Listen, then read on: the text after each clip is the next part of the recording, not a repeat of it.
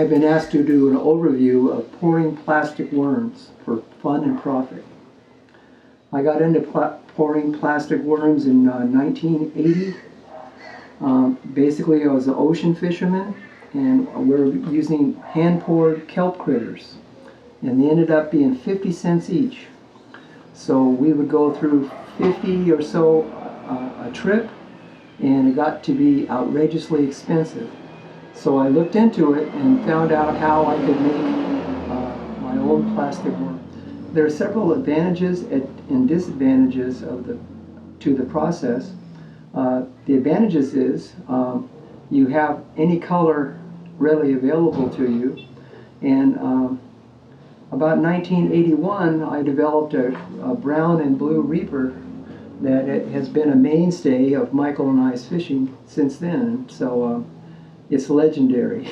You can get creative, make your own colors and worms, but the disadvantage is it's difficult to get into it because it's very expensive.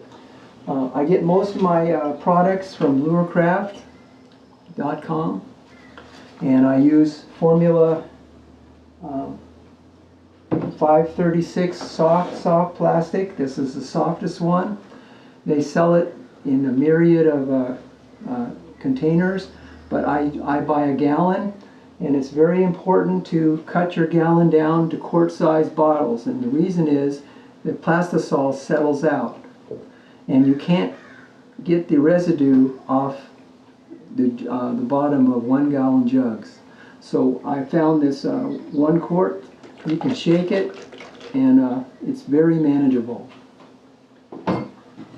Probably the major outlay is since the beginning I've used hot plates.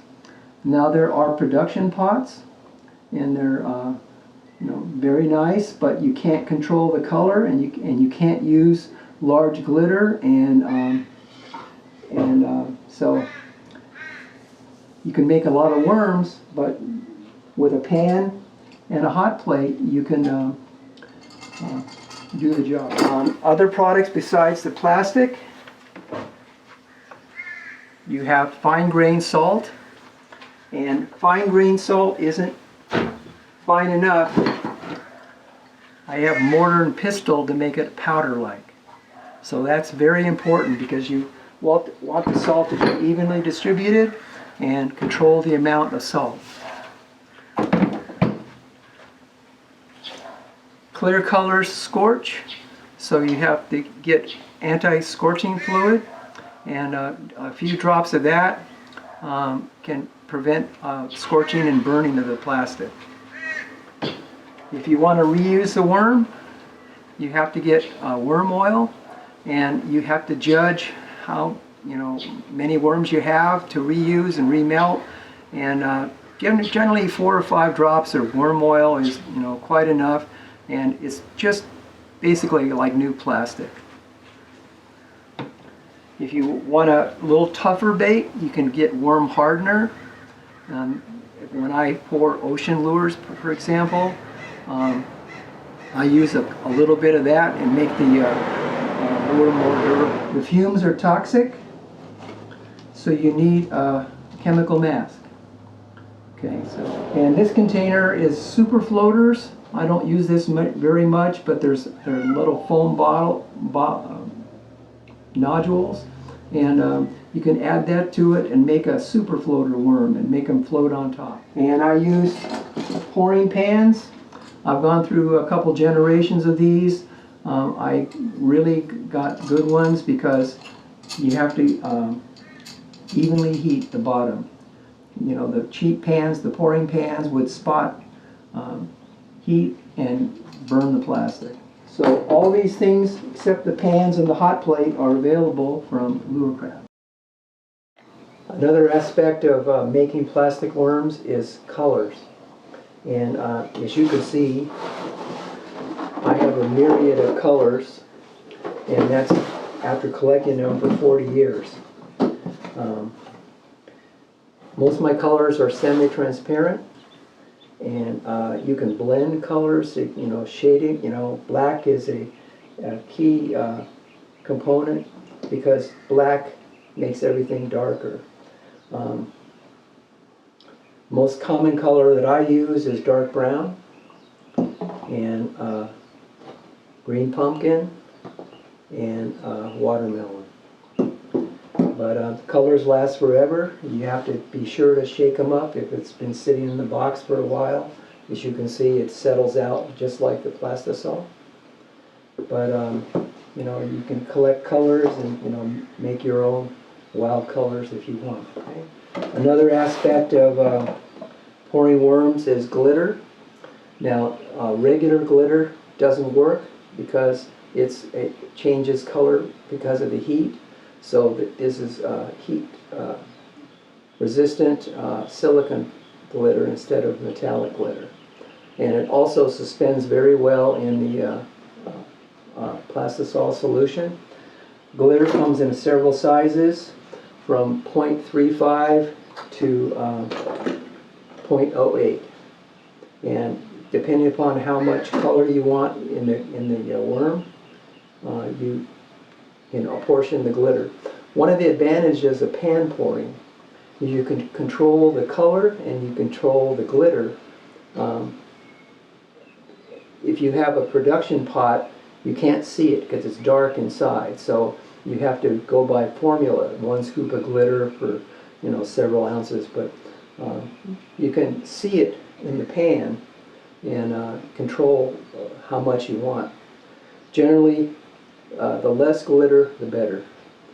Fish don't like bright lures, particularly in California. Another aspect is neon powders. This is the most important one, purple neon. You add this to the clear plastisol when it's heated, and it has a very light sheen of this color. And I have blue neon, green neon, purple neon, and so it's a really nice effect. And you can see there's a lot of colors of glitter, neons that you can add to the worm for special effects. They're especially important in swim baits. You know, a swim bait is a large lure, and you don't want to overdo it with glitter and stuff like that or color, but subtle colors like neons make a big difference.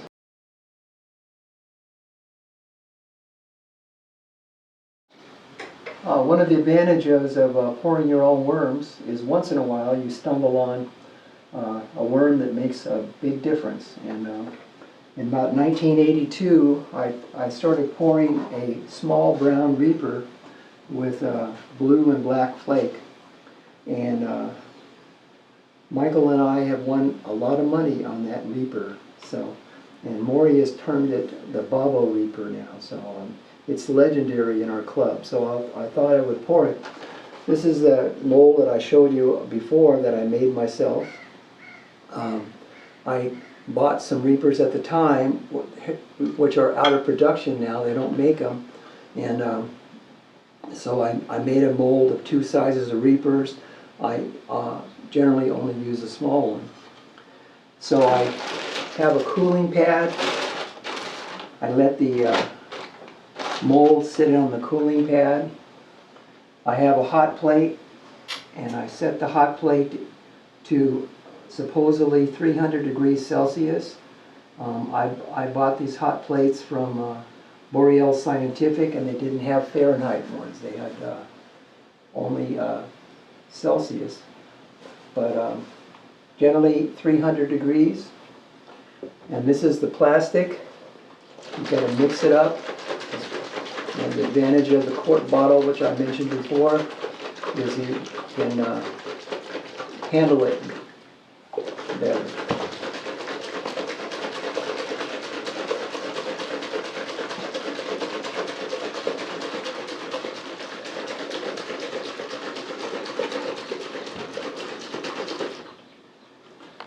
Now it's important to not fill the pan too high. When you're doing precision pours, if it's too full, it's hard to do. So you want to pour it not more than that. So this is about 10% full. You have to stir it. In the process of heating the plastisol, it will get thick, get clear, and then thin out and start smoking. You want to get it just before it starts to smoke. So 300 degrees setting on the hot plate is just about right. You use wooden splints to stir it frequently. And it takes about 5 or 10 minutes to heat it up. Now, in preparation for the pour, we're going to use 0.35 glitter, black, 0.008 orange, and 0.15 blue. The color is a semi-transparent dark brown, and we got to be very cautious when we add this because we don't want too much because the worms becomes opaque. You want light transmission throughout the worm. Now I mentioned you have to grind the salt to a consistency of flour. So it's fine-grained salt to start with, and you just have to grind it for a few minutes and make it to dust, basically.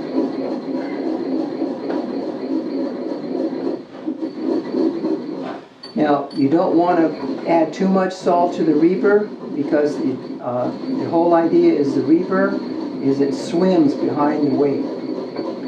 So if you add too much salt, it increases density too much. So we add just a little salt to make the fish hold on to the bait a little bit better. For some reason, bass like salty things. So that's just about right. Maybe I'll give it a couple more minutes. But the idea is to make it fluffy. So stir the worm, plastic.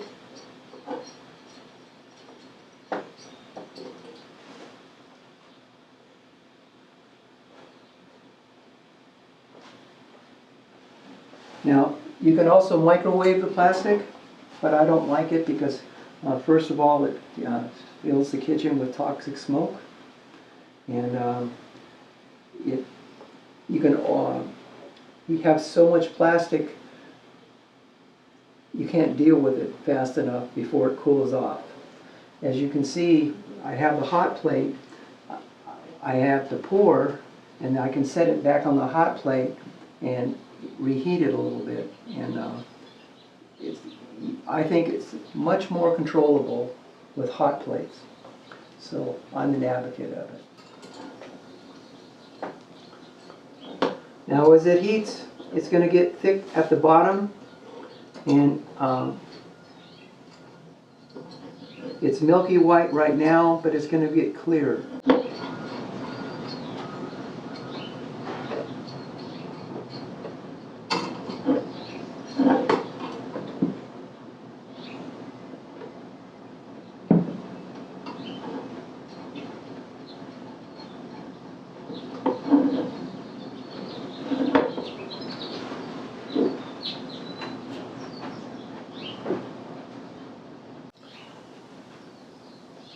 You definitely don't want it to scorch.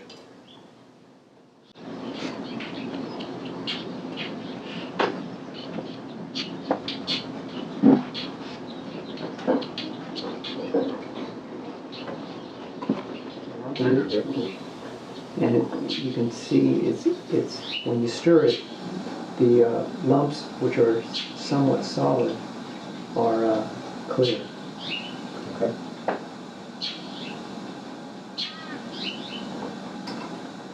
So at this point, you ought to put on your protective mask because the vapors are starting to flow. So I have my protective mask on right now. You don't want to breathe the vapors. And as you can see, it's getting thicker, and it's becoming clear.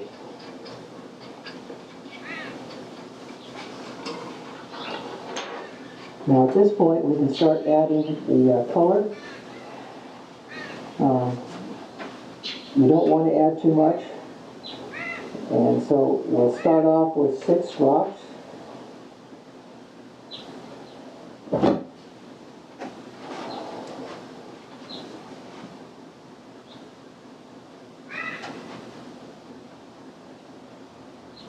One, 2, 3, 4, 5, 6. And then stir it up. Now it looks darker in the pan because you have to remember the worm is thin. So it conducts, transmits light better. And you can see it's gelled. So now as we continue to heat it, it's going to become liquid again.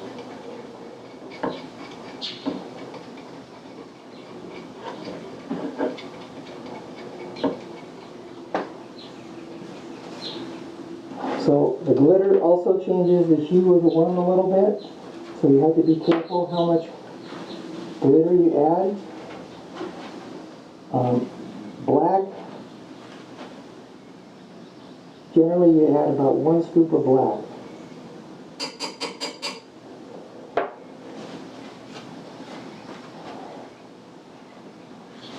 Depending upon water clarity, I just generally 2/3 a scoop of blue, and a secret weapon, orange highlights. Just a touch of orange powder, not very much. You can also add your salt at this point. As I mentioned, salt changes the density of the worm significantly. So generally I add just a pinch of salt, not more than that.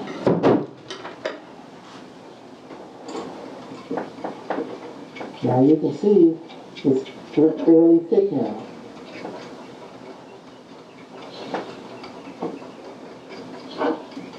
You want to distribute the glitter evenly.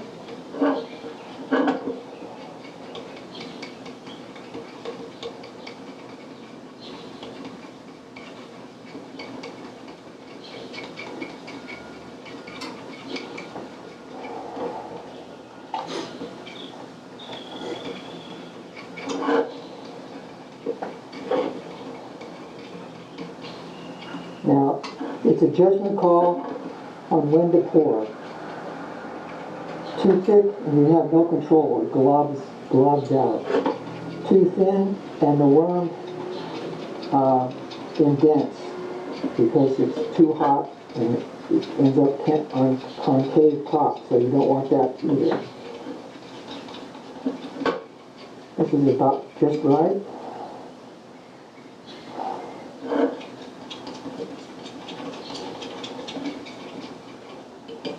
Final check. You want to pour out a little bit to see if the color's right.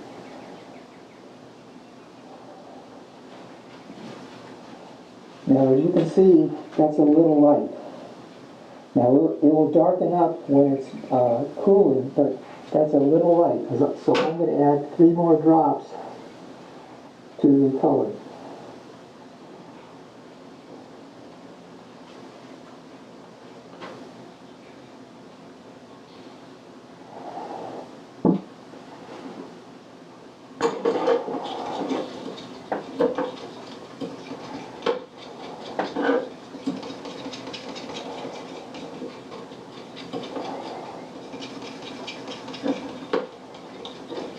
You don't want the worms to be too transparent because they don't silhouette well.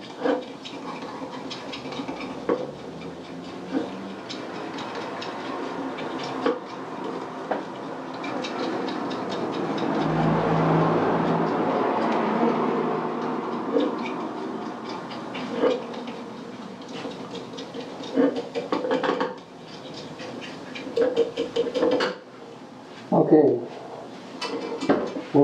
pour, I think. We're going to do one to start. You have to wipe off the tip of the pan after each pour, otherwise it will slop all over the place. Generally, you start mid-worm, do the tail, and end up in the head. Takes a little practice, steady hand. Now, I always pour one to see if it's right. Okay, and it looks very good. So I'm going to pour some more. You see the difference between 3 drops and, well, you see the difference between 6 drops and 9 drops. It's a very narrow window of color. If I put 12 in, doubled it, I would end up with a non-semi-transparent worm. It would be dark brown, and that's not what I want. Okay, I'm going to pour 6 more. I start right here. End up at the head. And the reason is you can back off when the pour is done to where it's wider.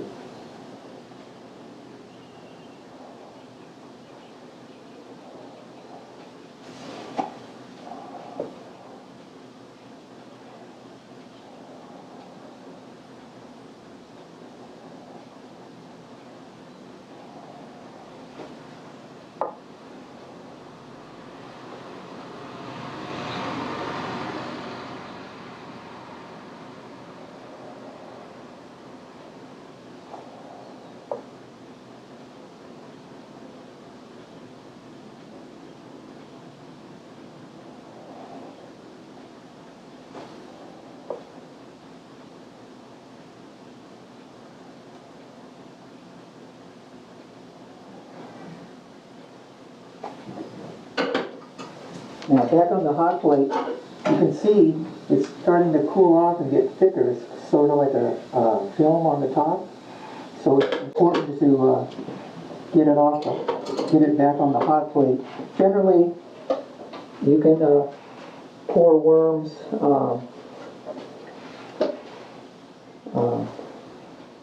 you have to wait about 20 seconds for different color stripes and things like that, because if it cools too much, it doesn't stick. If it doesn't cool enough, it bleeds the color. So it's rather tricky to pour a dual color worm. So you can see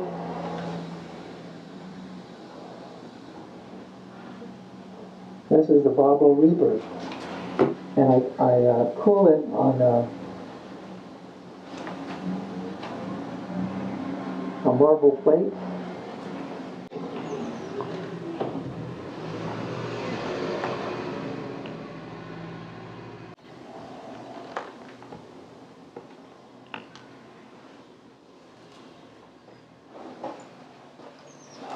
I'm going to pour 7 more, and then I'm going to show you what to do with the problem reapers. You have to stir it up to get it viscous again. Now, as the pan gets emptier and emptier, it's easier to pour.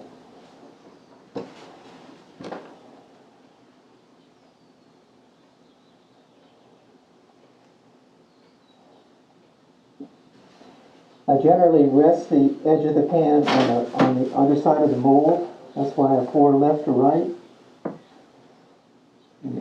It steadies my hand a little bit. A lot of molds are very narrow. Reapers are relatively easy to pour, but a narrow mold, you have to heat up the plastic more and use a really steady hand to pour it. I think the most common mistake that pourers make is they have the can too full, and they can't control the flow rate.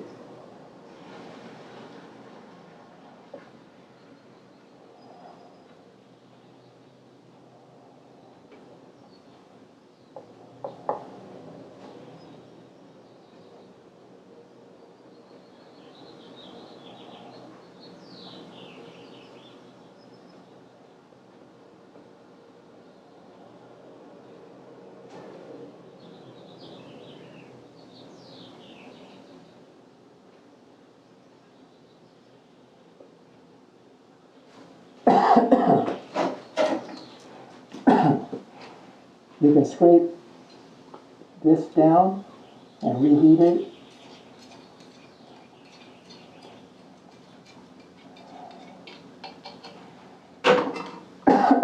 Now,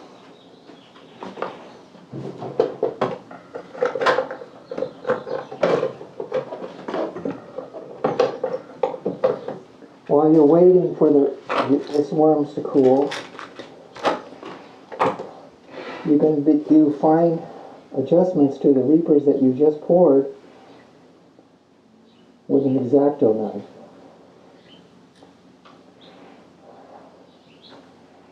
So any imperfection that you see, like this worm has a tail, you can carefully just slice it off. Now I pulled this one out of the mold too quick. It's too long and it ran over the top. So you can just reheat that and start over. This is a little over pour.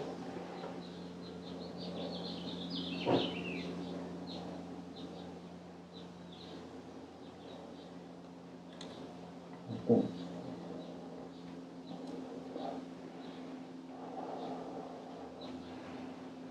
So when Rover Worm used to sell reapers, 8 reapers were $4.99. So we have 6. There's $4 worth of reapers here, and they cost me about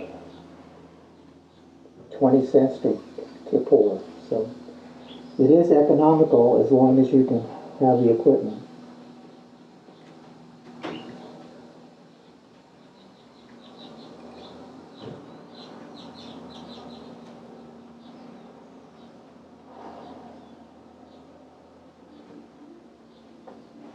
So, in the time that we took to trim those reapers,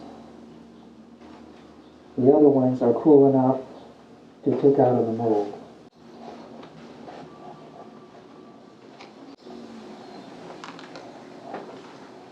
Now, because I reheated those, the other reaper, I have to be very careful.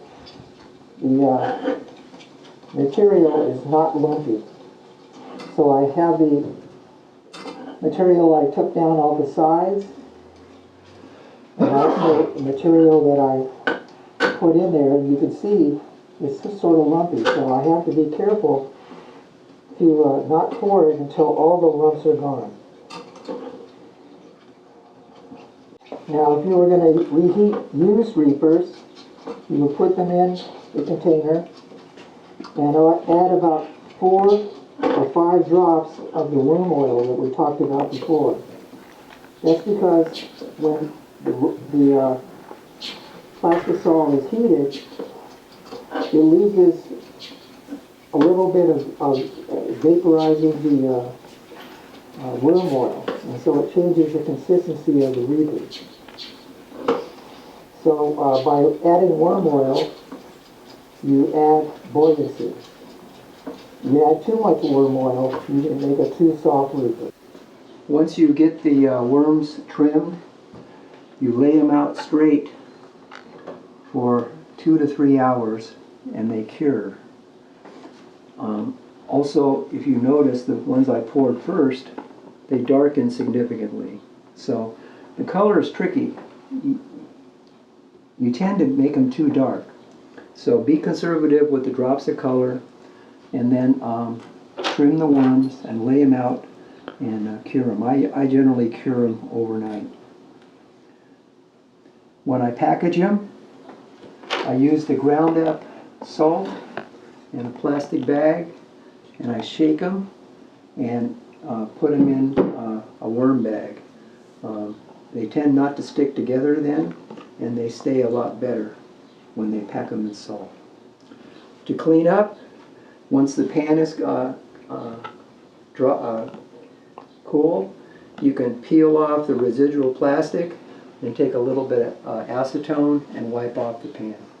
The pan's lip is especially important because you don't want any buildup on the outside of your lip, because it dries and will not allow you to make a good puller.